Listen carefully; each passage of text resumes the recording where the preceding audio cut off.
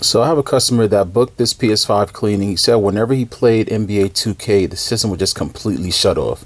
As we can see here in the heatsink, there's a bunch of dust. Now if we look down here in the power supply, this is exactly why the system was shut off.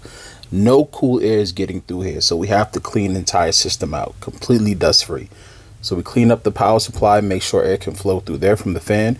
We clean out the heatsink itself because air has to flow through this in order to remove heat from the main processor. That's not happening, the system will say, hey, getting too hot, we're shutting down.